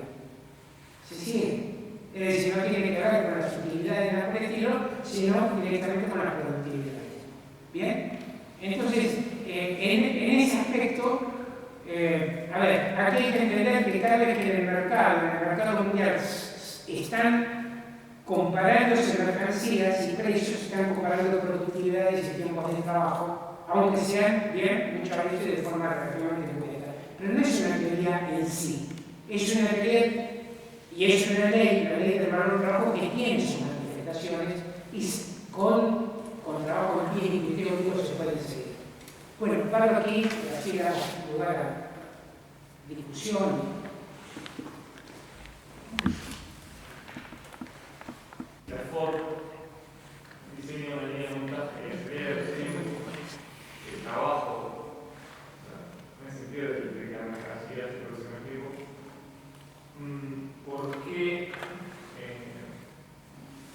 ¿Por qué el resto de la competencia se va a tener que adecuar a ese ritmo productivo? ¿Por qué? Por la guerra de precios. ¿Cómo la resiste? Claro, pero ¿cómo se manifiesta esa mayor productividad del trabajo en el precio? Y bajaron los precios del auto. ¿Y por qué bajaron? ¿Por qué la forma? Porque aumentó la productividad, porque cuando vos... Por el tiempo necesario para Claro, en la línea de montaje, ¿qué hace la línea de montaje? La línea de montaje elimina tiempos muertos, que hacen el traslado del trabajador de un lugar al otro. Entonces el trabajador está atado a un solo lugar y ese lugar se especializa y no tiene que perder tiempo cambiando de lugar. Te lo digo aparte por experiencia, porque trabajé en línea de montaje en fábrica automotriz y era muy claro eso. Incluso hago la siguiente observación, dos observaciones. Bueno, una sobre esto de la línea de Ford. Primero, no sé si sabían que la línea de Ford no es un invento de Ford, sino que lo sacó de un empleado de él lo sacó de los frigoríficos, ¿no? De las carnes que iban a vender. Bueno. En segundo lugar, que al eliminar tiempos muertos y aparte estandarizar el mecanizado de piezas, lo cual implicaba un cambio igual cualitativo muy importante, porque ¿qué pasa? Cuando está la línea de montaje, las piezas tienen que estar completamente estandarizadas. Si yo pongo, vamos a suponer un eje, tienen que ser todos los ejes iguales, ¿bien? Bueno, eso implicó un cambio muy importante, pero aparte de eso, aumentó muchísimo la productividad, aumentó la productividad por 10 o por 12, algo por el estilo. Interesante que la primera resistencia, la primera reacción de los obreros de Ford, que eran todos gente muy calificada, había ajustadores, mecánicos, etc., porque se trabajaba de otra manera, Cuando Ford mete la línea, el primer año sobre 1000 contratados, más de 900 se iban, porque no aguantaban el ritmo aburrido de la línea, etc. Y ahí es cuando Ford duplica el salario a $5 el día y entonces ya se retire la mano de obra, por supuesto. Pero esto es una cuestión muy interesante porque duplicó el salario y multiplicó por 10 o más la productividad, etc. Y aparte, digo esto como aditamento, a ver, hay una leyenda que yo la escuché bastante, de decir que Ford había aumentado los salarios para que los obreros compraran autos y así tener demanda. Bueno, yo no sé si ustedes conocen, por ejemplo, qué sé yo, un capitalista que tiene una fábrica de jabones, aumente los salarios para que la gente le compre más jabones, los obreros le compren más jabones. Eso no existe realmente. No, en realidad lo que estaba en ese aumento de los salarios estaba un conflicto de resistencia de la clase obrera a la línea de ventaja. Aclaro lo siguiente, a ver, otra cuestión sobre competencia, digo un poquito, si acaso cuando veamos el tema de precio monopolio, etc., lo terminamos de afinar, pero la competencia en Marx y en Ricardo opera a través de guerra de precios. La competencia opera a través de guerra de precios. Es muy interesante que en la economía neoclásica han eliminado la competencia por guerra de precios. No está en los manuales, no está en ningún lado. Es llamativo. Cuando en realidad yo creo que no se puede entender nada de cómo funciona el mercado mundial, por ejemplo, sin competencia de guerra de precios. Cuando ustedes lo llaman por teléfono y le dicen, fulanito, mira, te estoy ofreciendo tal oferta, etcétera, tal rebaja, son guerras de precios. Pero hay una cosa que uno ve cuando va a una fábrica, que Taylor mediana el tiempo permanentemente y elimina el tiempo. O sea que de hecho, en forma empírica, sabe que disminuyendo el tiempo de trabajo socialmente necesario, aumenta la plusvalía, y lo sabe. Sí, En la práctica lo sabe. Puede haber mucha teoría neoclásica, austríaca, pero de hecho la práctica lo sabe. En uno de mis libros puse la ley del valor del trabajo es expulsada de las cátedras y de las facultades, etc., y entra en los lugares de trabajo de la mano de los tomatiempos y de los... ¿bien? Así es. Claro, fíjense, no solo... Ya pasó. Ahora lo que importa es la utilidad que le otorgan los consumidores, etc. Yo le dije, después lo escribí, le decía, a ver, si yo estoy rematando los muebles que me quedaron viejos de mi abuelita, bueno, voy al remate y que me den lo que sea. Es así. Fíjense ustedes, ¿por qué estoy diciendo esto? Porque en los manuales de microeconomía, por ejemplo el Varian, que se usa mucho en las facultades, etc., el escenario privilegiado es el remate. El remate, ¿bien? Ofrezco tanto. Ahora yo le decía a mi interlocutor, en este sentido le decía, pero si yo estoy produciendo, por ejemplo, panos, camisas, etc., ahora yo tengo una gran preocupación de que lo que venda me dé para renovar la producción y tener cierta ganancia. ¿Me siguen? Yo no puedo decir, no, es tiempo ya pasado la producción, porque hay que renovar la producción para volver al mercado, para mantenerse. Entonces ahí empezamos a pasar a la centralidad en el proceso de trabajo, que es lo que se trata de desplazar por todos los meses, siempre. Incluso en algunos ya lo del trabajo es casi una entelequia, ¿bien? Por eso tampoco hay problematización de las relaciones laborales, prefiero, si acaso eso después lo vemos la próxima vez que vamos a discutir plusvalía y cosas por el estilo, por forma de trabajo.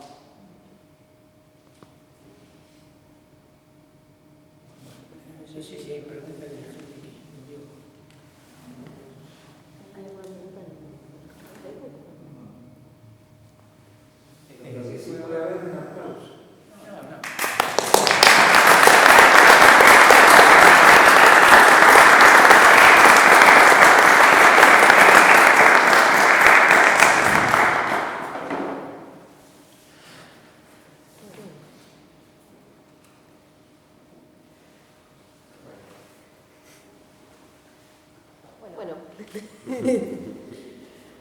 Última oportunidad.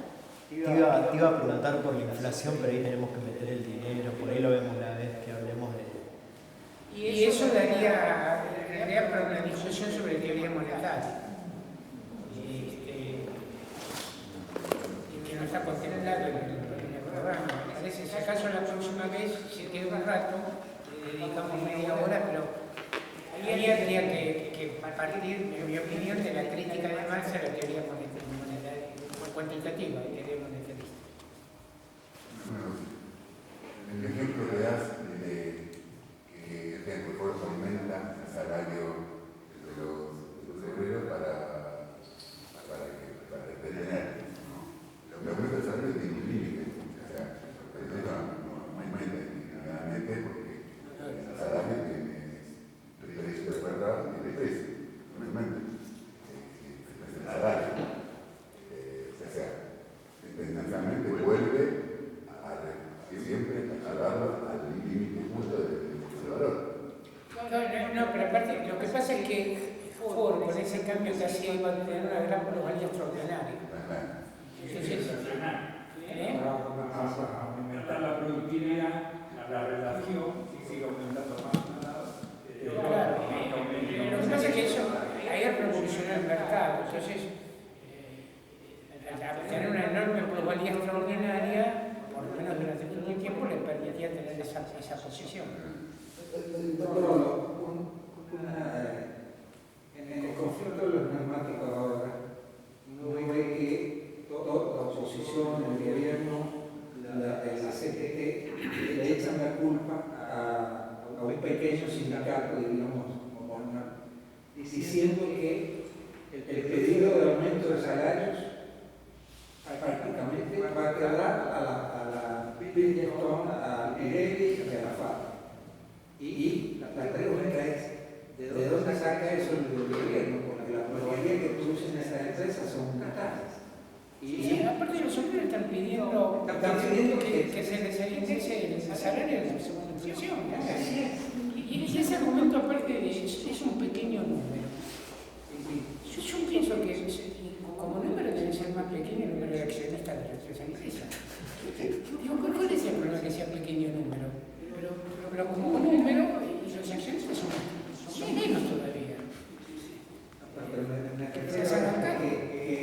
Pareciera que quieran dar el ejemplo para que no se desate a nivel de efecto de gremio. Claro, de hecho, la paritaria, lo que está rompiendo el gobierno es una paritaria, que eso es un ejemplo para el efecto de la. Yo pienso que sí, que ahí para el gobierno es muy fundamental que no se indexen los salarios según la inflación. Porque hay que.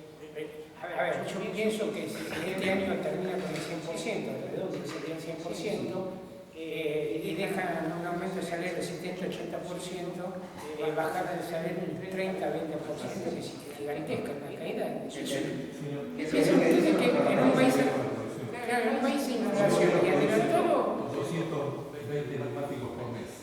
3 neumáticos me pagan solo. Sí, yo a veces no cálculos quisiera ver, pero no importa. Pero básicamente lo que están tratando es que desindexar la inflación. Siempre es una relación social, ¿no? Del salario. Tiene un párrafo Marx que dice que cuando empiezan los aumentos de salarios empieza el tiempo del robo, del saqueo. Bueno, hagamos lo siguiente, dejemos la discusión sobre el salario, porque me decía para la próxima. El 13 de 10,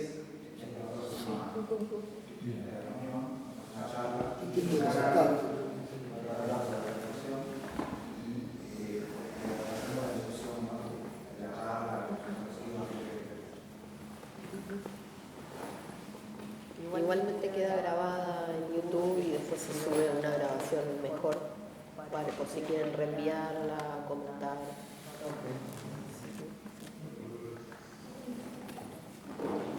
Gracias, Rolo. Sí, hasta así.